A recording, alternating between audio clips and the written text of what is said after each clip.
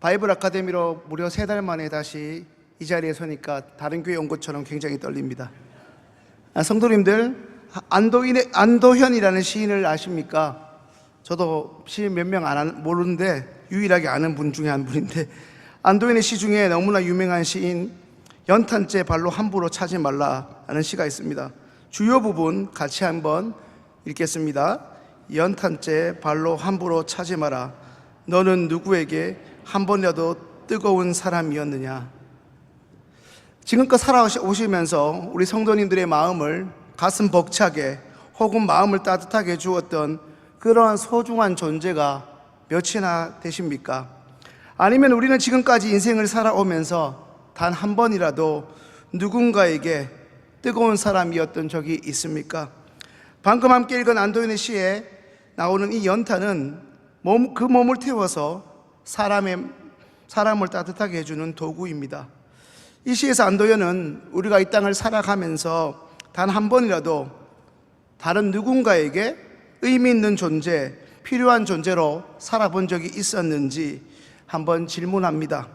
그렇게 살지 못했다면 아무리 내가 볼 때 사소한 것이라 하더라도 함부로 대해서는 안 된다, 그럴 자격이 없다 말합니다.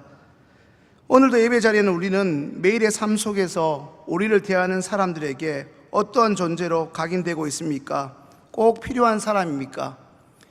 예수님을 모르는 이들에게 우리 크리스찬을 어떻게 생각하냐고 물어보면 말이 많다, 지밖에 모른다, 절대 손해볼 줄 모른다, 한마디로 별난 놈들이다 라고 말합니다.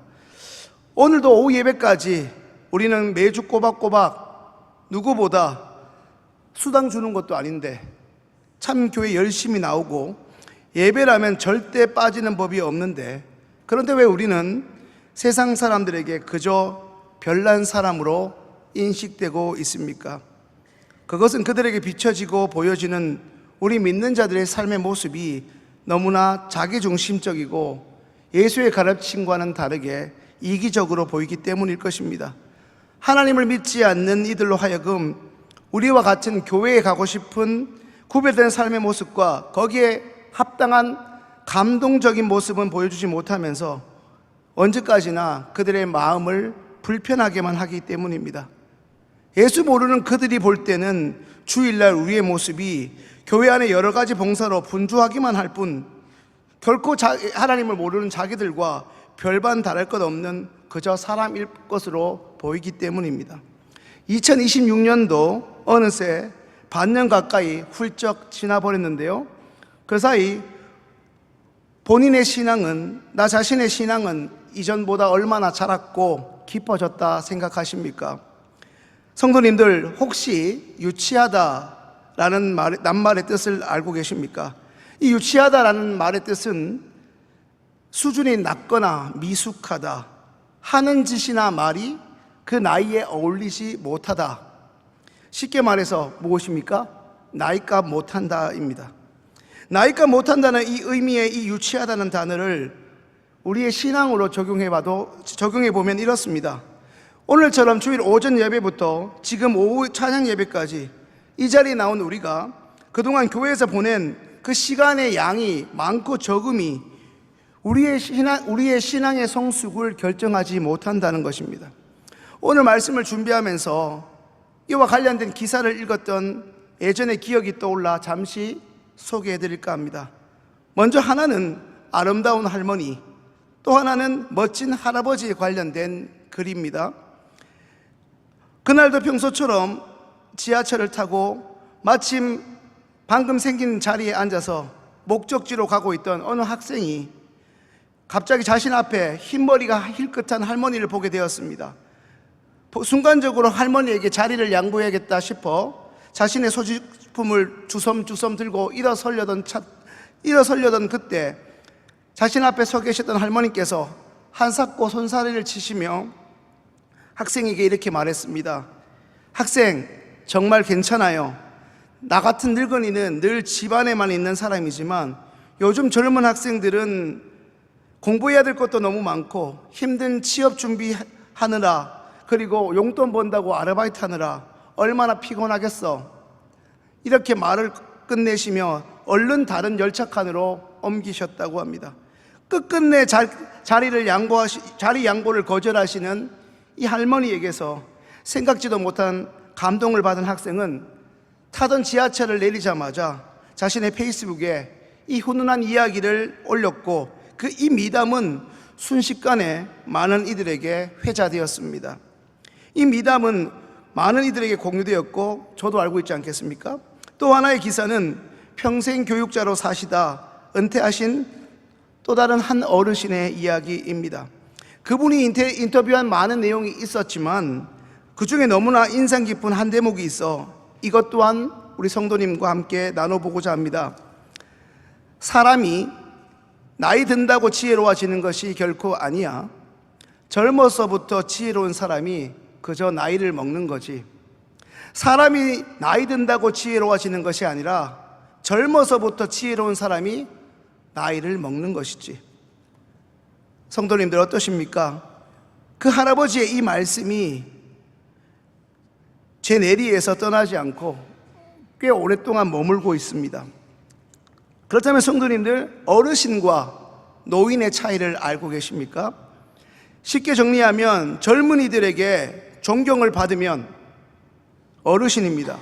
하지만 생물학적 나이가 많을 뿐 젊은이들이나 후손, 인생의 후배들로부터 존경을 받지 못하면 그저 노인일 뿐이라는 것입니다. 방금 두 미담을 통해 우리가 알게 되는 것처럼 출생연도라는 물리적인 나이가 많고 적음이 곧 그 사람의 성숙도를 의미하지는 않습니다. 더 나아가 불편한 진실 하나는 흔히 교회에서 말하는 그 직분 그 자체가 어떤 사람의 성숙을 의미하지 못합니다. 교회에서 이 직분은 결코 벼슬일 수 없습니다. 오히려 그 직분에 맞게 우리가 섬김의 삶으로 이전보다 직분을 받고 임직을 받은 그 이전보다 그 이유가 더 예수님을 닮아가는 성숙한 신앙생활을 하고 있느냐가 더 중요합니다. 성도님들, 오늘 우리가 읽은 본문은 그 유명한 사랑장입니다. 사랑장에서 말하는 사랑의 핵심은 무엇입니까? 교회를 오래 다니고 성경을 달달 외울 만큼 많이 알고 있으며 스마트폰에 찬양을 많이 넣어 수시로 듣고 다녀도 심지어 매일 운전하면서 오디오 성경을 듣고 십자가 목걸이를 착용하고 있다 하더라도 그 사람의 마음속에 예수 그리스도가 없다면 그 사람이 믿는다는 그 예수님을 향한 삶의 모습들이 그 사람의 손과 발을 통하여 삶의 현장에서 실천되지 않는다면 그저 예수 믿지 않는 저 세상 사람들과 달리 술, 담배 안 하고 사회적으로 성공해서 사람들 사이에 유명하다 하더라도 그리스도인으로서는 가짜입니다. 성도님들, 매주 교회에 안 빠지고 나오는 것 말고 이 자리에 나온 우리가 하나님의 자녀라는 증거가 무엇입니까? 오늘 우리는 안도윤의 시인의 시처럼 누군가에게 뜨거웠던 적이 있는 사람입니까? 누군가에게 결코 잊혀지지 않을 만큼 예수님의 사랑으로 어떤 이들에게 뜨거운 사람으로 기억되는 사람입니까? 일상의 자리에서 예수님을 증거하는 전도하다가 예수님 때문에 욕먹어 보신 경험이 몇 년 전입니까? 장사가 안 돼서 월급이 오르지 못해서 혹은 내가 아침부터 저녁까지 수고한 만큼 돈을 벌지 못해 속상해서 울어본 적은 있을지 몰라도 내가 가진 것과 남이 가진 것을 비교하느라 속상해서 울분에 차서 울어본 적은 있을지 몰라도 내 주변 사람들이 하나님을 모르기 때문에 교회에 나오지 않아 안타까워서 눈물을 쏟아버린 적이 언제입니까? 성도님들 죄송합니다. 서울말을 잘 쓰는 제가 자신 있게 사투리 한번 쓰겠습니다. 진짜 지밖에 모르는 철없는 자식이 언제 철드는지 아십니까? 그 인간도 사랑하는 놈이 생겼을 때입니다. 그러다 그 인간이 자식까지 낳았을 때입니다. 지금까지 자신이 받아 누렸던 부모의 사랑과 희생이 결코 공짜가 그리고 당연한 것이 아니라는 것을 몸소 처절히 깨닫기 시작하는 순간 바로 그때입니다. 그때가 가장 철들 때입니다.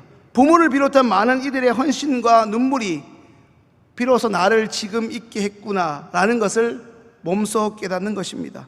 요한복음 13장 1절 말씀 함께 읽겠습니다. 네, 그게 아닌 것 같은데, 네, 잘못 준비된 것 같은데요. 예수님의 사랑도, 예수님의 제자들도 그렇습니다. 예수님이 죽으시기 전까지는 몰랐습니다. 예수님이 얼마나 자기를 사랑하는지 말입니다. 그냥 당연한 줄 알았습니다. 예수님이 십자가에 돌아가시면서 그들은 그제서야 예수님의 그동안의 사랑을 깨닫게 됩니다. 자신의 연약함에도 나의 철없는 그 모든 행위도 다 받아주시고 믿어주시고 견뎌내 주셨던 그 사랑을 말입니다.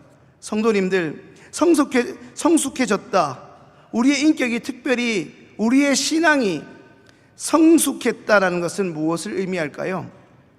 아마도 그것은 내게 사랑을 주었던 이들의 마음을 이제서야 비로소 이해하고 깨닫기 시작했다는 것을 말하는 것일 겁니다.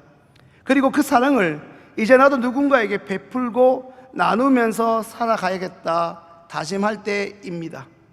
속된 말로 내가 인간 구실, 사람 구실 못할 때조차도 나를 있는 모습 그대로 사랑해 주시고 아껴 주셨던 것처럼 세상의 눈으로 볼 때 내게 별 도움도 안 되는 이들을 위해 손을 내뻗고 그들에게 하나님이, 예수님이 누구신지를 전달하고 그들에게 하나님의 사랑을 몸소 실천하는 사람이 신앙적으로 성숙한 사람입니다.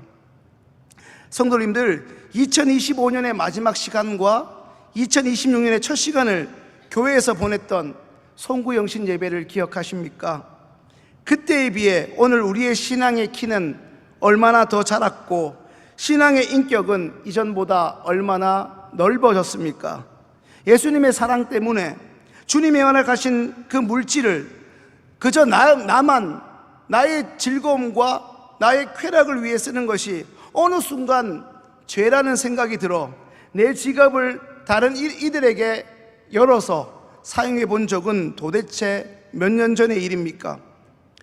예수쟁이라고 내가 그들에게 욕먹는 것보다 그들이 하나님을 모르고 사는 것이 더 가슴 아파 엉엉 울어본 적은 또 얼마나 그들을 향하여 안타까움을 가졌던 때는 또 언제입니까? 밥을 사주고 선물 사줄 때만 아는 척하고 교회 좀 나오라고 하면 연락해도 모른 척하고 그 순간 잠수 타버리는 그 영혼들을 끝까지 붙잡고 눈물로 기도해 본 적은 언제입니까? 이제 오늘 보면 11절 말씀 함께 읽습니다. 내가 어렸을 때는 말하는 것이 어린아이와 같고 깨닫는 것이 어린아이와 같고 생각하는 것이 어린아이와 같다가 장성한 사람이 되어서는 어린아이의 일을 버렸노라. 아멘. 성도님들, 냉정하게 내 신앙은 지금 몇 살쯤 되었다 생각하십니까? 아직까지 내가 생각해보고 또 생각해봐도 방금 함께 읽은 11절의 말씀처럼 어린아이 같은 이 유치스러운 그 모습을 버렸다고 자신 있게 말할 수 있겠습니까?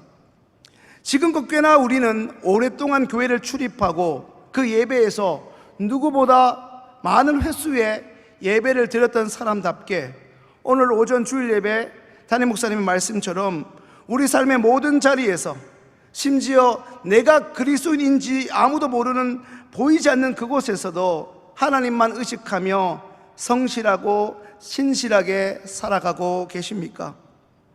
매주 하나님을 예배한다고 하면서 정작 주변 사람들에게 따뜻한 눈길 한번 주지 못하고 그들에게 선한 인상이나 진한 감동 한번 줘본 적 없다면 아마도 아직도 우리는 성숙한 신앙이 아닌 유치한 신앙의 단계에 머무르고 있는 어린아이일 뿐입니다.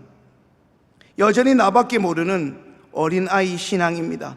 다른 사람은 몰라도 오늘 이 주일 오후 예배까지 드리고 계시는 우리 성도님들께 한 번쯤 도전하고 싶습니다. 이제 익숙한 분들끼리만 친하게 지내거나 늘 친한 분들끼리만 무리지어 만남 드시러 가지 마시고 오늘 담임 목사님 말씀하신 이번 주는 우리가 새 가족이랑 같이 식사 모임을 한번 만들어 보시는 건 어떻겠습니까? 주보에 우리 같은 연령대의 분이 오시면 먼저 다가가 인사 한번 건네보는 건 어떻습니까? 물론 산부 예배 같은 경우 모르는 분들이 적지 않은 건 다 알고 있습니다. 하지만 적어도 오후 찬양 예배까지 나오신 분들이라면 그 예배 때 저분이 처음 오신 분인지 아닌지 금세 아실 것입니다. 그분들께 많은 교회 중에 우리 시흥교회 오셨으니 참 반가운 마음으로 환대의 따스한 말 한마디, 비슷한 연령이라면 성함이 어떠신지 한번 물을 수 있는 신앙의 성숙을 위한 연습이나 실습을 한 번쯤 해보시는 건 어떨까 싶습니다. 성도님들, 앞으로 우리 시흥교회가 더 좋은 교회, 더 아름다운 교회가 되기 위해서는 우리끼리라는 마치 새 가족들이 와서 보기에 철옹성처럼 느껴지는 소위 그들만의 리그, 우리만의 리그는 사라져야 될 줄로 믿습니다. 이제 디도서 1장 3절 말씀 함께 읽습니다. 자기 때에 자기의 말씀을 전도로 나타내셨으니 이 전도는 우리 구주 하나님이 명하신 대로 내게 맡기신 것이라. 성도님들, 신앙이 성숙한 사람은 어떻게 살아야 할까요? 바로 전도입니다. 우리가 하나님을 사랑하는 모습이 우리의 삶에서 전도의 열매로 나타나야 합니다. 총동원 주일, 우리 교회는 하지도 않지만 거기에 어떤 사람을 데려오라는 말씀이 아닙니다. 그저 우리가 하나님을 사랑하는 모습이 그들에게 드러나야 한다는 말씀입니다. 여기서 전도라 함은 단순히 우리 주변의 사람들을 이 시흥교회라는 금화로 11기 14 이 어떤 물리적인 공간에 데려온 어떤 행위만을 말하지 않습니다. 오히려 더 근본적으로 우리의 삶 속에서 살아계신 예수님의 사랑을 보여주고자 우리의 열정과 열망으로 가득 차 있는 것이 그 자체가 어쩌면 전도라는 것입니다. 우리의 삶 가운데의 말과 행동이 살아계신 하나님을 향한 예배이기 때문입니다. 이제 말씀을 정리합니다. 성도님들, 2026년 한 해도 절반가량 지난 지금 우리의 신앙이 그저 내가 교회에 나와 예배드리는 것으로 만족할 것이 아니라 이제 내 주변에 연약한 영혼도 책임질 수 있을 만큼 성숙한 신앙으로 나날이 자라갈 수 있기를 간절히 소망합니다. 교회 학교 학생들이 선물 때문에 전도하는 것처럼 직분받은 우리가 그 맡은 자의 책임감 때문에 전도의 부담을 가지는 그 수준을 이제 넘어서 우리를 구원하시고 여지껏 우리를 사랑해 주신 예수님의 사랑이 우리를 통해 이전보다 더 잘 전달될 수 있도록 삶 가운데 주님의 사랑을 실천하는 자들이 이 예배 자리에 더 많아질 수 있기를 간절히 소망합니다. 그리하여 내년 이맘쯤에는 내 스스로 보기에도 너무나 놀라울 정도로 우리 성도님들의 신앙이 훌쩍 자라 있기를 소망합니다. 그리고 지금까지 관심 없었던 주변의 사람들을 기쁘게 돌아보고 섬길 줄 아는 성숙한 모습이 우리 시흥교회 곳곳에서 발견될 수 있기를 주님의 이름으로 축원합니다. 기도하겠습니다. 하나님, 감사합니다. 늘 정해진 시간에 정해진 날에 시흥교회에 나와 주의 말씀을 듣습니다. 간절히 기도하기는 듣는 데 익숙하고 나오는 데 익숙하지만 실천하고 행동하는 데 익숙하였는지를 돌아봅니다. 하나님, 이제라도 우리의 신앙의 연수만큼이나 넉넉하고 넓은 그리고 성숙한 신앙으로 살아가는 살아있는 온전한 그리스도인들 되어질 수 있기를 소망합니다. 다시금 한 주가 시작됐습니다. 우리 주변에 만나는 사람들로 하여금 예수님의 사랑을 또 예수 그리스도의 존재를 조금이라도 증명해내며 살아가는 시흥교회 모든 성도님들 다 되게 하여 주옵소서. 예수님의 이름으로 기도합니다. 아멘.